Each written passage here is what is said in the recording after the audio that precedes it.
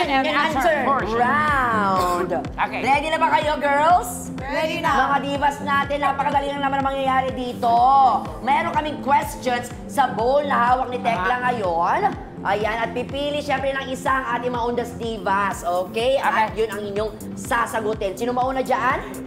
Brumhilda, pick your question Brumhilda Coronel? and give it to me. Okay.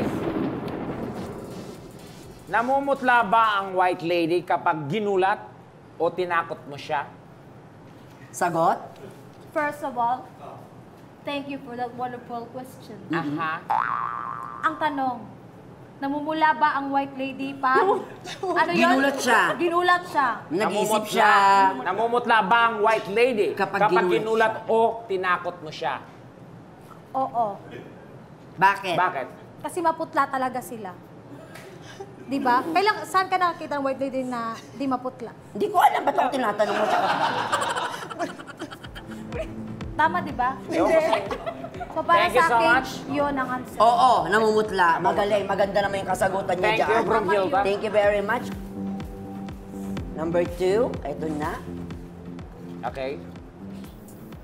Ang iyong tanong, Redford White Lady. Anong masasabi mo sa sagot ni Brumhilda? Oo, kasi oo daw, namumutla daw kayo. Totoo ba yon? Hindi. Ay! Nangingitim. Kasi, Ito na yung natural na kulay namin. Pag ginulat kami, nangingitim ngitim kami. naman.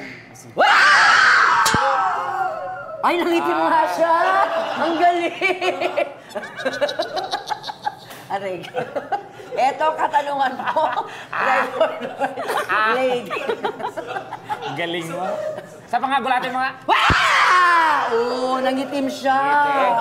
Sumali yung sagot ni Brumhilda. Ay, mali ka daw. Ang iyong katanungan. Okay. Kung may ibubulong sa isa't isa ang mag-asawang Duwende at Capri, sino ang dapat mag-adjust? I-demonstrate mo ito. Okay?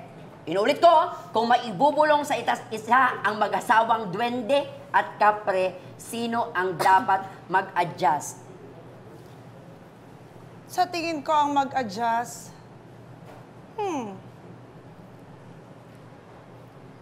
ay ang Duwende. Bakit? Bakit? Kasi, pwede siyang umakyat ng puno. Eh, paano pag yung Capri nasa baba na? Pag nasa baba na siya, matangkad pa rin. Kaya hindi niya kaya. At di mo narinig, demonstrate. Kunwari, siya ang Capri, ikaw ang Duwende. Mag-uusap kayo ngayon. Oh. Kailangan mababa ka, ayan. Paano ka mag-adjust? Ay, nako. And go! My love, Ha? I miss you. Ha? I miss you so much. Umakyat ka dito. Okay. Ha? Hello, my love. Okay. Ay, na-conscious ang Capri. Maraming salamat, Sorry. Redford White Lady. Redford White Lady, thank you. Thank you so much. Grabe na, painit na painit ang ating Okay. labanan. And last, Okay. penniless. Penniless? Anong painless? Parang Penniless? Mas okay yung painless, di ba? Sa penniless. Oo. may anesthesia ata. Ito ang iyong katanungan, penniless. Alin ang mas nakakatakot? Ang kalimutan ka ng taong may utang sa'yo? O ang kalimutan ka ng taong mahal mo? Ay, maganda tong tanong na to. Para napaiyak ka dun sa pagpipilian? Parang mas mahirap kalimutan Ay, ka wala lang. ka na sa character. Ano true to life? Oo. Parang mas mahirap kalimutan ka ng taong may utang sa'yo. Uy, Kagaya ni... Lang utang sa'yo. True to life. Oo, kasi wala na akong datong. It's penniless. Wala akong datong. So, Bakit? kailangan ko siya magbayad. Pangalanan na yan. Ayoko. Nagkita na kami. Saan?